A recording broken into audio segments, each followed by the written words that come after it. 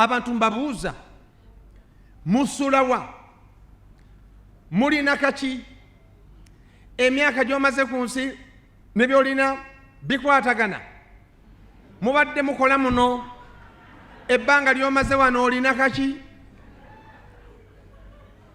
ovaawa oliwa olagawa nga mufundikira emyaka mujjukire n'obudde bwo bujja kufundikira oba oyagala oba toyagala tujja mu bifo ne batukuza nga ba employee n'otuula mu ntebe eyeewuuba ng'eringa yajjajjaawo naye ng'entebe siiyo entebe ya gavumenti ntebe ya kampuni niweerabira we are just here for a short period of time and we should make our stay here very impactful, very powerful. We must write our names in the hearts of our bosses, hearts of fellow employees. We must be great. We must be a blessing. Abantu mbabuuza gye muwangaalireeyo muli mukisa oba kikolimo muli mukisa oba kizibu. Are you blessing or a problem? Kale wano nga mukola wano ani akumanyi bakumanyiiko ki ebbanga lye mubeera muno biki byokola biki ebigenda mu maaso mu bulamu bwo nga mufundikira omwaka guno mujjukire okubala obulamu bw'otabala bulamu bujja kukubala. You must run your life on a system. The word system means save yourself time, energy and money.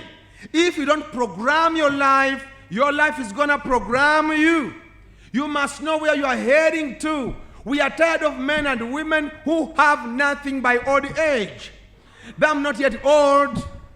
Nange simanyi bwe naakaddiwa. Kati ebigambo muntu byogera naffe tutya. N'ogamba bwe naabanga nkaddiye bulala. Ne muyamisa ebigambo byange against me. Ndikola ki? Ne mujjukiranga nali mbagamba lwa kwagala.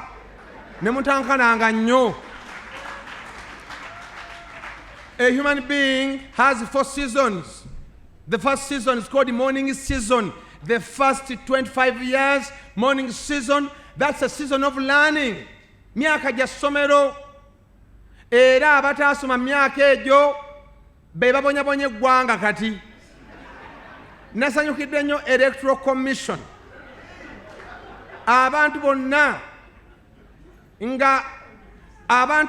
abo abaagayaala naye omukisa ne gulabika ne bapapa okudda mu university. Nasanyukidde nnyo Electoral Commission okubammira ddala omukisa era nawulira abamu President Museven yali yabalaba bantu bakulukulu basomera eyo bankumba obawa olwamala obbalaba bati bakaddayo basoma n'amajenga gabakuuma oluusi. Ne ŋŋamba nsabira baalekishara abo abakulawo bonna bafune ziiriteeke baleme kuyita kuva mu university kubanga baagala kutubba. Emyaka egy'okusoma gy'emyaka 25 egisooka bantu bangi tebafaayo, tebali prepared, tewali ayagala kuta, tewali agenda. Nze nasudde mu ggwanga nga lino buli muntu yenna tetuli prepared. Tewali ali prepared. N'abamaanyi betusuubira nti bandibadde prepared okgenda teri agenda. Kanensaasira mmwe baaba sebo CEO yongera onyweze naawe ekintu kyo.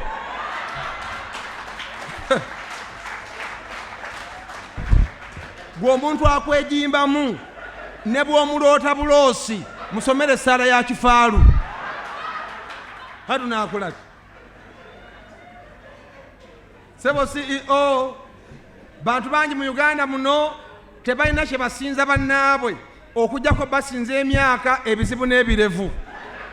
Naye nga talina nti ono basinza kino emyaka egy'okusoma gisooka morning season myaka 25. Season eddako tugiyita afternoon season gye mulimu abasinga.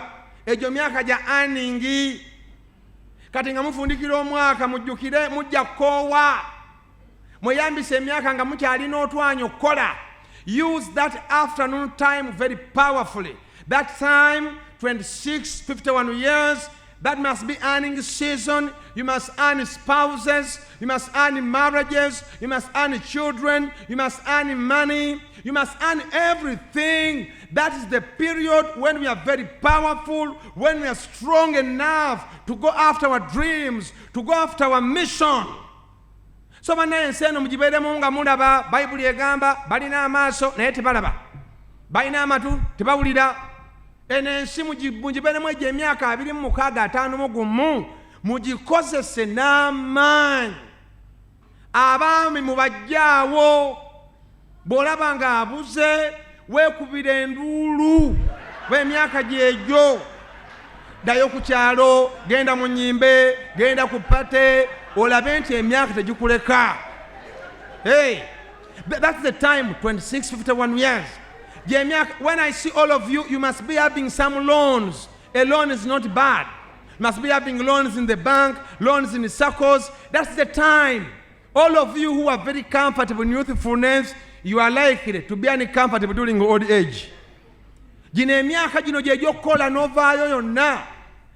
that time, I want you to do two things. One, you must be the best version of yourself. Grow into what you are doing. You must get an understanding of what you are doing and become outstanding in it within that period.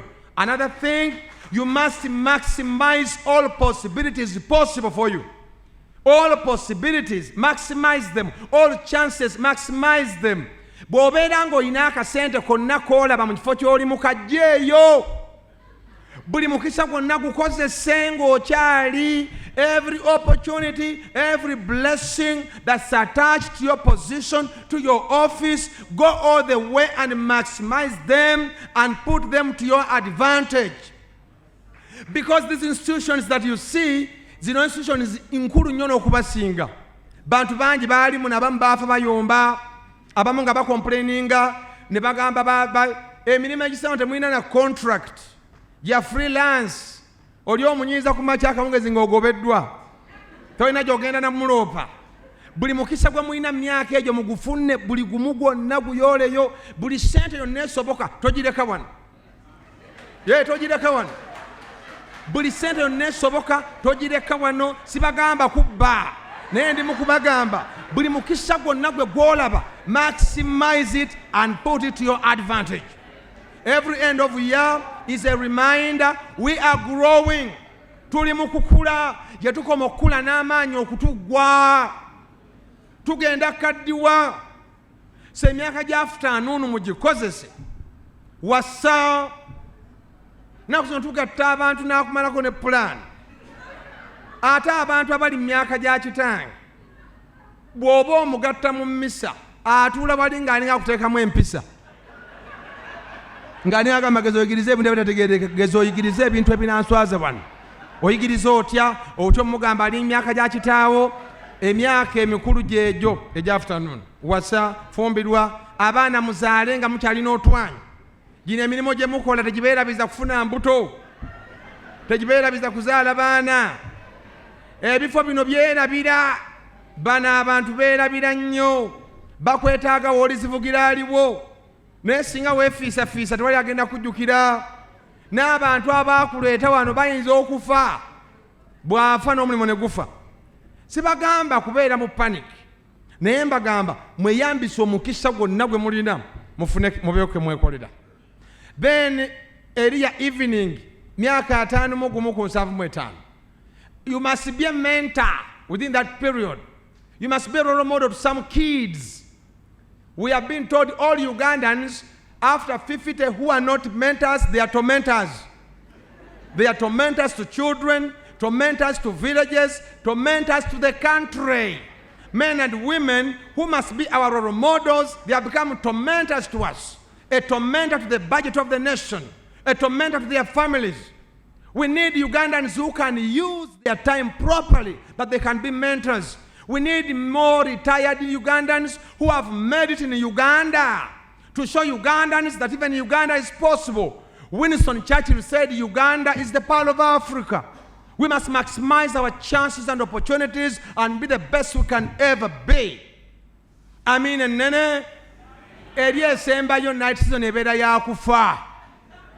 Kati njaba basaba, mweyambise obudde bwammwe buno nga mufunikira omwaka guno jjukira tandika okulowooza kukufundikira bw'onaaba tofundikidde bajja kukufundikira mubeere bagezigezi mweyambise obwongo bwonna life is like an operation you must use all the tactics all the styles you must use everything in your means to have a wonderful living nga nfundikira mbasaba bino 1 I ask you to pray for yourself every day pray for yourself why should you pray for wisdom to make proper choices that accrue to our destiny mwesabirenga mukama ayongere okubalambika abantu abatasoma abatakiika mu masinzizo nga mweddira amasinzizo akabbira okuyingiramu njagala babuuza ensi mugifuga naye katonda sitore eno ensi yabajjajja mmwe oba mukama yalina switch yo bukeera oli mulamu n'aginyiga n'otema mwekwase katonda sebo CEO munoonyereze abakozi bonna lwakuba olumu tekisoboka abantu abatalina amasinzizo gye bagenda bebasiranya kampani buli muntu wano nga tebasaba bebasiranya kampani abantu balina okuba nga oyira musiraamu oba mukatoliki oba mukristaayo beba basiranya kampani abatasaba mwekwase mukama Proverbs 9:10 the fear of God is the beginning of wisdom then Psalms 16:3 bless thy works unto the Lord and your plans shall be established Matthew 6:33 seek first the kingdom of heaven and his righteousness and all the rest will fall in line Matthew 6:21 where your heart is there your treasure shall be spare time for God prayer must not be a feeling it must be a commitment and I encourage you like our Sabbath Christian go and be powerful in your religions be powerful Catholics powerful Anglicans powerful whatever that time I was asking men and women how can you be a Catholic for 60 years you don't know any 5 priests have you been a spy in the Catholic Church how can you say me I'm an Anglican how can you be an Anglican 60 years of age you don't even have any 5 reverends you can bring when your daughter or son is wedding in Namirembe there are so many people who are in those churches like spies some don't even pray you are nominal Christians nominal Anglicans nominal Muslims pray for yourself for guidance bonaaba tosabye ojja kutomera n'aba mwatomera dda mwekwase mukama abakulembere n'ekirala bwe mutasaba ensi eno singa mukama akulaga buli omwana kyakusabira odduka ne mu kampani mwabalina ba ex abangi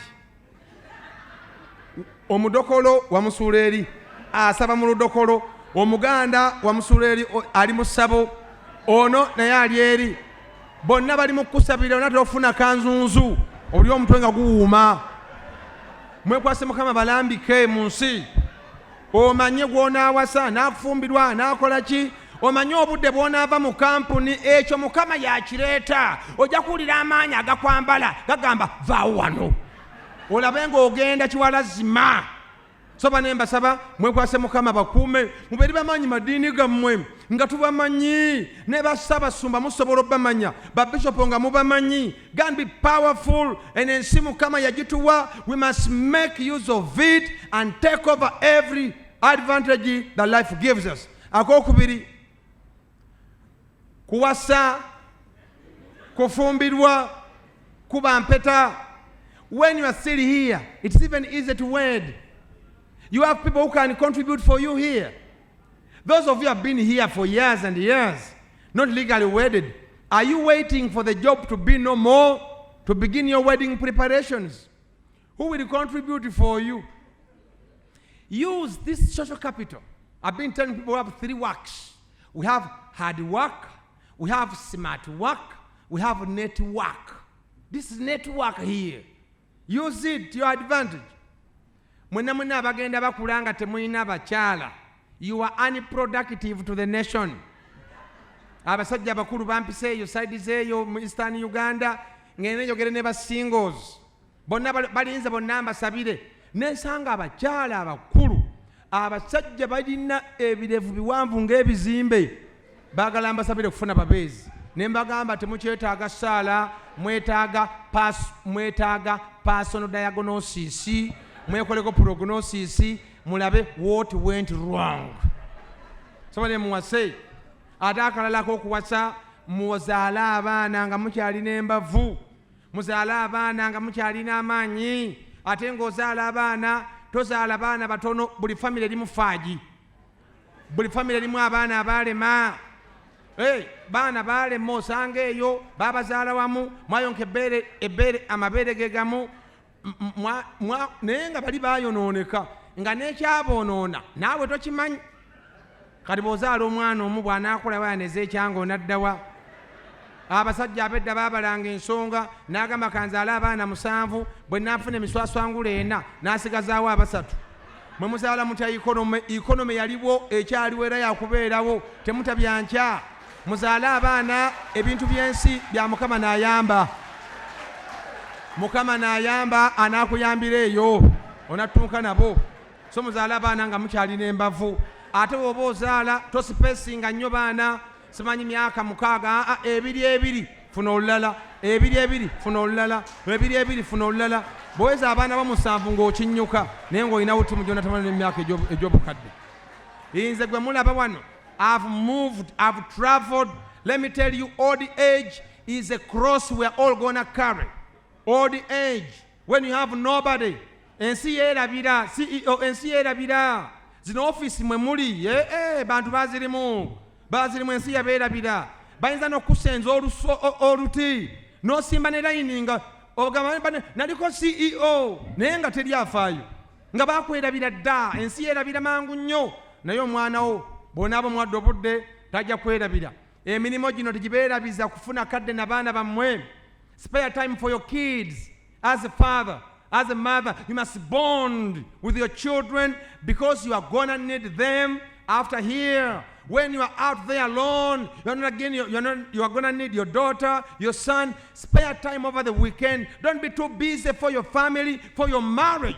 Mujja kwetaaga abaana bammwe kubanga mufundikira omwaka waliwo emyaka egy'okufundikira. Akantu akalala kenyagala obbasaba okukola mu bifo bino. Listen to me very well. An employee is a corporate slave with the titles, no entitlements. You are all corporate slaves here. You have titles, CEO, HR, but you have no entitlements. Your entitlements can only end with your contract. Over 80% of employees in third world countries, they pray for contract renewals every year. Baleta obugambo bulungi civil servant. The word civil servant means a civilized slave. But people don't know. Ignorance kills more people than HIV/AIDS. Open your head and understand. Don't work until you die. No billionaire globally is a salary earner. Salary earning is a slavery, self-imprisonment. That's why after retirement, they give you retirement benefits, paying you for making you forget your dreams. Actually, education is one of the tools that made us forget our common sense. If you had put together all the degrees we have, they are more than Ugandans here in Uganda. May I have 5? Nina degree 5 omuntu ogo. Twasanga omusajja alina PhD 3 afudde naye nga nenda we yesigadde mabega eri mwaka tuli. Noka kati PhD muyambiddewa. Muzuukuke. Self-employment is the way to go. Learn the business attached on your career. Learn the business attached on what you studied. Learn how you can be self-employed as early. Show yourself exit before they show you exit. Here in Uganda, we only have few retired men and women who are happy. Abasinga babago bategedde. Mwe namba saba mukoleko kye mukoze mugende mutandika emirimu. Buli omu bala ate mwe nabagala ebifo. Mwino kebere ebifo bye mwagala ababirimu abasooka. Bolaba kye bafaanana. That is the prophetic picture of who you are gonna be. Bolaba nga ekifo mwoli bonna abakivaamu temuli mugagga bonna baavu bankuseere basabiriza naawe gy'olaga. So muzuukuke Don't forget your power. We have so much power. We can do so much. But some of us, we have forgotten who we are. Who you are in God. Who you are in Christ. God told you, be fruitful and multiply. Not to overstudy like we are doing. Certificate, diploma, but whatever. Binabuuza abantu osomye diguli esooka tofunye mulimo ekikutwala ku diguli kiki. Osomye diploma tofunye mulimo ate ogenda ku degree. Osomye diguli esooka tofunye mulimo ate ogenda ku masters. Tubeere bagezi muleme kwokya myaka. Akadira akisembayo ka bulamu mwekuume sebo si omuna kati gwe osinga okukolana emirimu emingi naye mubeere balamu sebo. Your health is your best wealth. Mwefangako musulanga bulungi. In your entire house, the most expensive space must be your bed. That's where we sleep. That's where we lay. Spare time and sleep. If you cannot lay yourself to rest, you will be laid to rest. Funakado muleko. Musula mutyeyo. Musula mubiki. Obuliri buli butya. Nemwekubako enjawulo sente zentono za kutuuyanira ate nakatono kofunye bakuddeka kuule toyina naawe kyofunamu osula bubi olya bubi. Mwerabirire mwababadde bazunga nnyo ng'olinga anoonya olumba olunaakutta buli loogize wamwezi bamanya amanya mugende mwekebeze mukenenya omuwonye oba tonnamuwona. Abasajja abakulu prostate ali atya. Prostate abalina siriimu ali atya. Yagenze yongera obukambwe oba omukendeesezza. In June I went to Netherlands. Those of you who have been to Netherlands, you know very well, owning a bicycle is a law in Netherlands. Teeka okuba n'eggaali abantu b'e Holland abo bavuga nnyo eggaali okusinga emmotoka. Era bw'ogenda mu bibuga byabwe osanga obusajja n'obukazi butono buwanvu naye bano abantu bawana abantu abamu bangi nnyo. Osanga omuntu nga mungi nnyo atambula nga atava mu kifo. Omuntu omulaba nga tebeesaasira bye balya byokka n'olaba emmere gy'asaavinze ku swaani ng'alinga alya mu nsi olukwe. Muntu munene nnyo. Kabane mbasaba mubiri nga mwefaako mukola ku dduyiro. Mukole ku dduyiro. Your health is your best wealth. These institutions, these companies can't treat you when you are sick. Take a good care of your health. You find people here in Kampala. You are using a basin. Are you in Kasese? Oli mu Kampala mukozesa baafu ne shawa neekubula. Enaku zino baabitereeza olaba ne wali ku toilet. Toilet kuliko obuntu kati buno obuntu bwonyiga obunyuzi n'otereeza n'otambula. Anyway mbasaba take a good care of your health. Mwegendereze mukenenya. By end of last year, KCCA recorded more than 240,000 new sexual infections from massage parlors around Kampala. Hey, then by the end of last year, we had more than 10,000 Ugandans in Butabika. We have been told about 17% of our young people in secondary schools, they have mental illness. Ugandans tulimu 16% abalalu abagudde eddalu mpola mpola. Stress mungi nnyo, marriages zikyankalanye, onoonya omusajja tomulaba father kibi ataze n'akwongeramu. Mufune speed governor, mufune personal mechanism to manage stress and setbacks and problems, moments of defeat and losses. They are part and parcel of life. Take good care of your health. Obulamu bulabirire bulungi nnyo because your health is your wealth. Amina.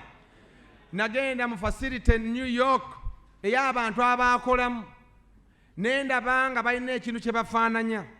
Mulaba mukulu Moses ali singa yasigaza sayizi ye singa yafa naye yagisala n'abeera mulamu. Mwenna abalina ennyama nnyingi ku magumba, you are doing a disservice to your nerves. Very soon obumu bujja kwatika. Abasajja bonna be nasanga myaka 89 n'okusawa bonna balina ennyama ntono ku magumba. That's the way to go. Nobody has a fat skeleton. You only have a lot of flesh on your bones. Take good care of your health. Namwe n'abatabaala temusosola siriimu mungi mu Uganda. Batugamba ekiri e Kasese, ekiri e Fort, ekiri e Mbarara. about 5 people contract HIV per day. Mutabaale mpola mubere n'amagezi tubeere balamu. Kati bannange sebo si omunsonyiwemu naye ngena kufundikira. Kanjogere, I'm gonna feed, don't worry. I'm gonna speak about challenges of life. I'm a leader in my Catholic faith. I had a parish, but I've discovered life has so many problems. Life has moments of defeat, moments of disappointment, challenges, moments of pain. Nasanze omwami omu baamulitayalinga nga talinze naye nga abadde aluddemuuko ng'akola naye nga munyiivu nnyo. Kabannange mbasaba, listen to me very well. Nyina kyenzudde. Every setback is a setup for comeback. All bad days, they are character building days. Oli agamba bw'oba ogwa, try to land on your back and look up, because if you can look up, you can get up. The Bible says only survivors deserve to be sent for mission. You must survive moments.